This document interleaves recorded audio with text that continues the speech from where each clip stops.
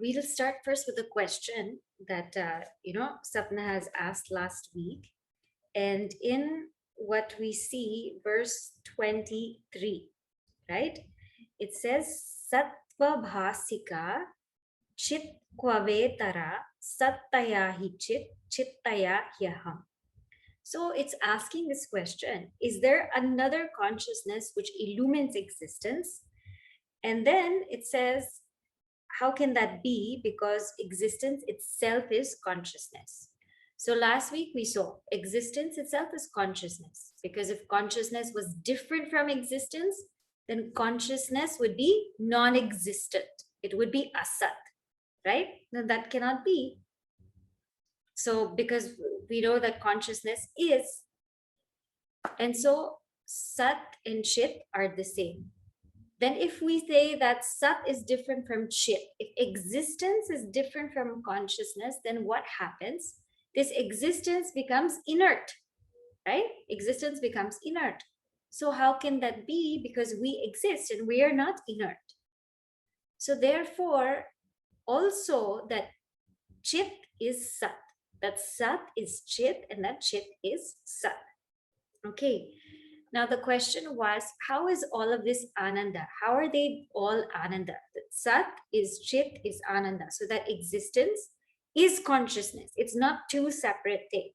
Because I am, I exist. I exist, and that everybody is very clear about, right? Nobody doubts their own existence, right? Everybody exists. But we know that existence is also an awareness.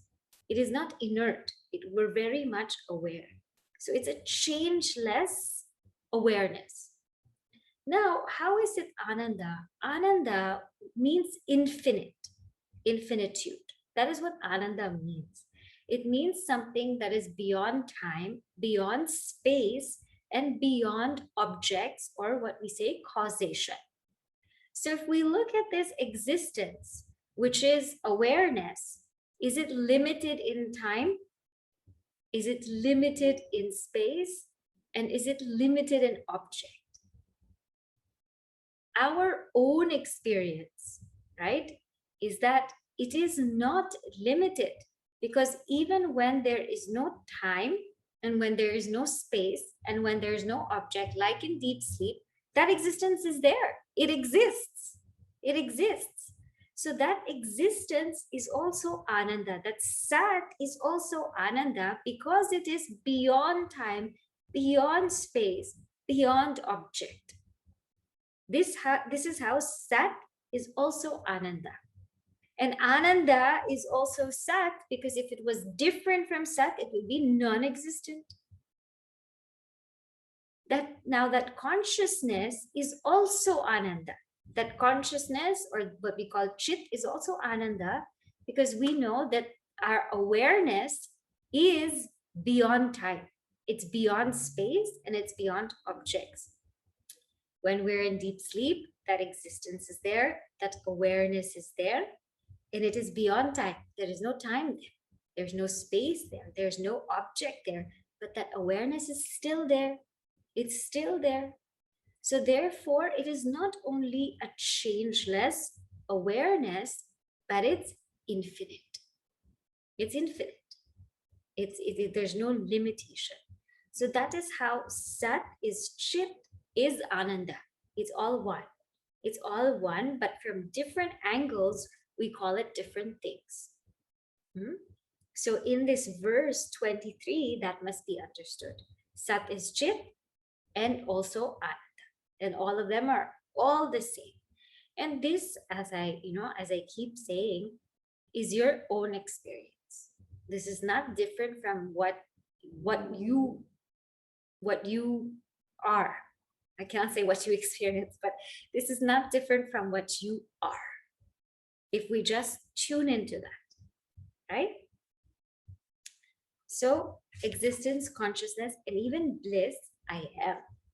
Then we saw last week, what's the relationship between Isha and Jiva? What's the relationship between the individual and God? So in essence, they're both the same, but they have two different veshas, or what we call costumes. Ishvara or God has totality, has the Vesha of totality, has the conditioning of totality, while Jiva has the Vesha of individuality. So we said it's like the wave and like the ocean. So Jiva is the wave, Ishvara is this big ocean. But in essence, they are both water. So Isha Jivayor Vesha Dibidha. Only the Vesha is different, but Sat Swabhava in their own essence, Vastu Kevalam. They are the same, the exact same. Then we started verse 25, where it said, Vesha Hanataha. When one gives up the Vesha, Vesha means costume, means conditioning. Conditioning means what? The gross, the subtle, the causal bodies. When one gives that up, Swatma Darshanam, they have the vision of the self. And this vision of the self is Isha Darshanam. The vision of the self is the vision of God, Swatma Rupataha, as one's own self. Okay, so let us see this statement first. First, let us see Vesha Hanata. What do we mean by giving up the gross, subtle conditionings? What do we mean by that? Do we have to give up our body? Do we have to give up our mind? So remember, in Vedanta, nobody's asking us to give up the body, give up the mind, give up any physical, subtle thing. What it's asking us is to give up the notion that I am the body. There's no problem with the body itself. There's no problem with I itself. I is perfectly fine. Body is perfectly fine. You mix the subject and the object, I am the body. This is what we have to give up. So we cannot give up because it's our very nature. Body, we should not give up. I mean, it's there. But this I am the body, that is what's to be given up. So we cannot give up. Mind is there, so some people want to give up their mind. There's no need to give up the mind. I am the mind. That is what's to be given up. So whenever there is this concept of Veshahana, like give up the, these conditionings, give up all of this. This is what it means. It means really give up the identification. Nobody's saying we have to give up all of these things. Give up the identification with it. So that is called Veshahanata, when we give up those conditionings. Then we have the vision of ourself, the vision of ourself without all of those conditionings. We realize who we are. That wave realizes that it's water. And that when that wave realizes that it's water, then it says, hey, everything is water. Every single thing is water. Even the ocean is water. And that's why that Isha Darshanam is the same as Swatma Darshanam. Now, you will see that in our tradition, there, this word Darshana means vision of God, to see God. So there are other types of Darshana. So I just want to bring that to your attention so then you can see the difference. There comes a question, because we know God expresses as its consciousness with totality. So, and expresses as Shiva, Durga, Krishna, Saraswati, etc. So one question can be, is it possible to have the actual vision of God? Is it actually possible? So the answer is yes. It's actually possible to have the vision of a form of God. Because how do we know? Our saints and sages had these visions. Sri Ramakrishna Paramahamsa had the vision of Kali. He had the vision. We know Tulsi Das Ji had the vision of Sri Rama. So we know Swami Vidyaranya, he had the vision of Gayatri Devi. So it is possible to have the vision of God. And this kind of vision of God that people have, our saints and sages, is because of their sadhana. It's their practice of sadhana, and by the grace of God, These are the two things that bring forth that vision, because they long for that vision. They are realized saints and sages, so nobody questions why they long. If they long for it, they long for it. They just do whatever they want to do. But in one way, that is a vision of a form of God. Now, but that vision is perishable, because that form will come and that form will go. That vision is limited. It's only for that time in that place. So that is a limited vision. Though it's a very beautiful vision, it's a limited vision. We have also seen Vishwarupa Darshan, right, in the Bhagavad Gita, where Lord Krishna shows his whole vision, 1,000 arms, 1,000 hands, 1,000 mouths. It's a very beautiful vision that the whole world is only Krishna or Bhagavan Narayana. So there's also that kind of vision. But again, that's limited in a certain time, in a certain place, and that's also perishable. So when we say darshan, we have to know that this is a very different kind of darshan. Many times also we go on a pilgrimage. We go on a pilgrimage and we want to see, we say, I want darshan of Bhagavan. I want darshan of Bhagavan, isn't it? We go to places of pilgrimage and we say, I want darshan of Bhagavan. But the most beautiful thing, what we do, is when we look at that form of God, we close our eyes. Because intuitively we know that God is inside. How many people, thousands of people go to Balaji temple, right? And that only you get one, not even 1 minute darshan, like 30 seconds. Everybody's pushing. And when you look, you just close your eyes. You just look and you close your eyes. And so many people do that.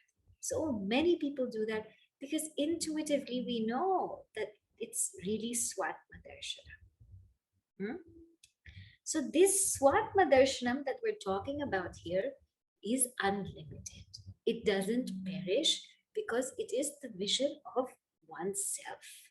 And that is the true vision of God, because that is the vision of the essence of God. When we want darshan of other things, it is like that pot saying, I want darshan of the big pitcher or the big pot or the big bowl. It's like the pot saying, I want all these kinds of darshan. But then, one day we have to just tell the pot, just look at yourself, you're clay. That's it. Everything is clay. Right? So it's like the pot saying, I'm clay. Now imagine the pot says, I'm clay. That is called Swatma Darshan. And once the pot says, I'm clay, then everything else is clay. Then what else do we need? Isha Darshanam. Swatma Rupata. So this is really speaking the true vision of God. The true vision of God is the vision of one's own self as God, as that is the essence of us and the essence of God are the same. Okay? Now, somebody might question, but doesn't vision entail seeing something? Because when we say vision, when we say darshan, it entails seeing something. So it makes you think that could there be some kind of duality here? Because when you talk about a vision, you automatically think there's a seer and there's a seen. So now to clarify exactly what this vision is, Bhagavan Ramana Maharishi Ji, he brings up this verse 26. So I'll chant. Atma samstiti swatma darshanam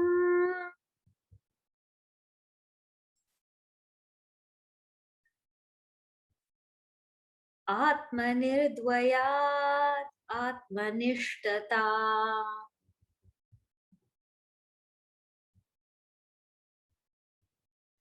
Atma samstiti swatma darshanam atma nirdvayad atma nishtata. So So first, let us see the words here. He says, Atma samstitihi. Samstitihi means abidance.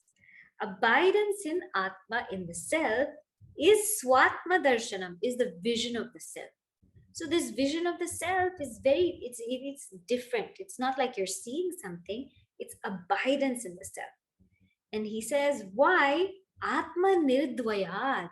Because the self is non-dual. Nirdvayat, there's no duality in the self. Atma nishtata. And that is firm abidance in the self. So since the self is non-dual, the abidance in the self alone is the vision of the self. And that alone is known as firm abidance in the self. So he makes it very clear here that in no way or form will we ever see the self, because the self is non-dual. So there it cannot be a seer and seen relationship. Seer and seen is duality. So it's not that I am seeing the self, I am experiencing the self.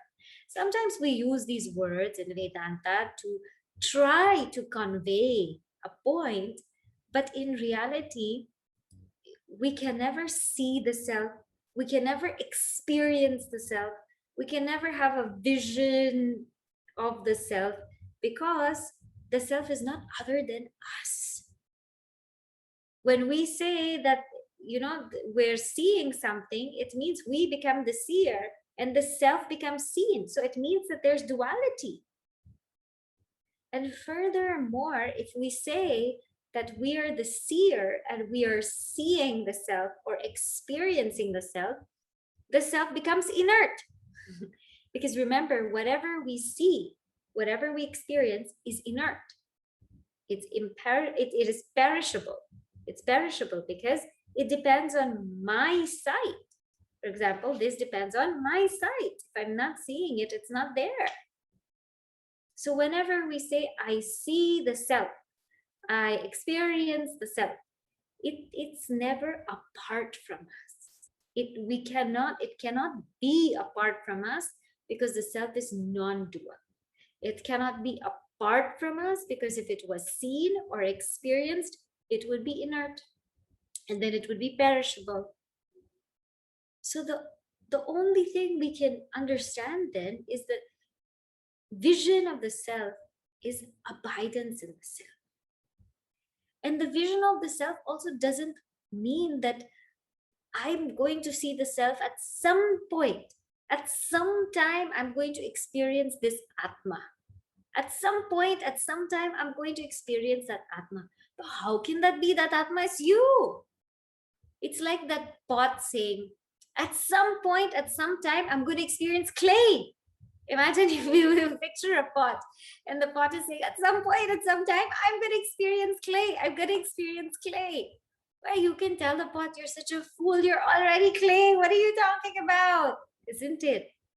That's what Bhagavan Ramana Maharishi is telling us. We are like that pot saying, I'm going to experience clay. At some point in time, I'll experience clay. And you just know you are clay.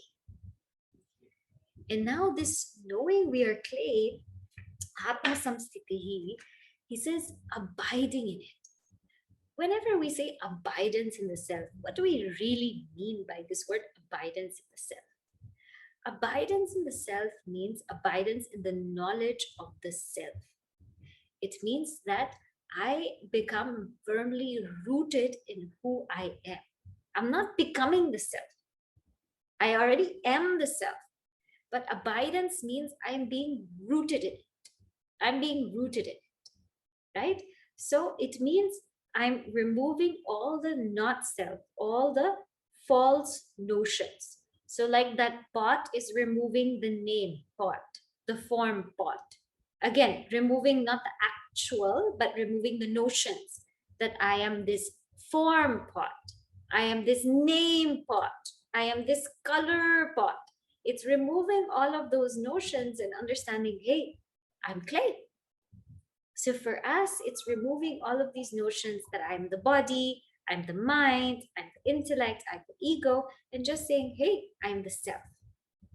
And being rooted in that. So what happens is we hear this knowledge, but we're not rooted in it. Hmm?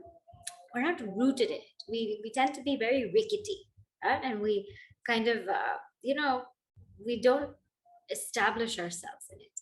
And because we don't establish ourselves in it, we don't realize it. We don't realize it.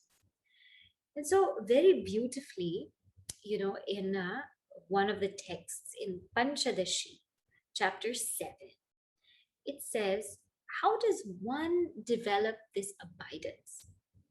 Let's say I want to be more rooted in the self. It's not that I have to know the self. You're the self already. But I want to be rooted in the self. What do I do? So there it says Brahma Abhyasa. Brahma Abhyasa means the practice of abiding in the self.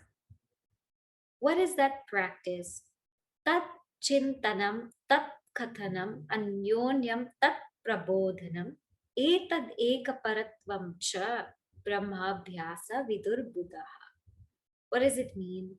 That self chintanam. Just revel in the self. Revel in the self. We have so many, many things that our minds go to. Revel in that self.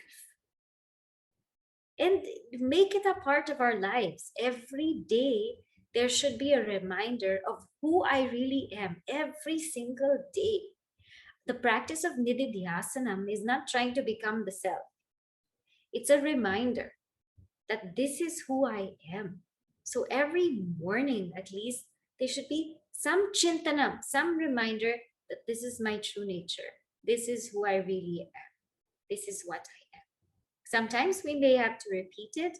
Sometimes we can just think deeply about it, but just revel in that. That chintanam, revel in that. Because when we don't, we forget.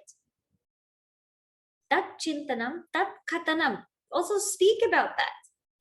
Now, I know you're going to say now things are starting to open up. If we talk about the self, oh my God, nobody's going to listen. We're not going to have any friends, right?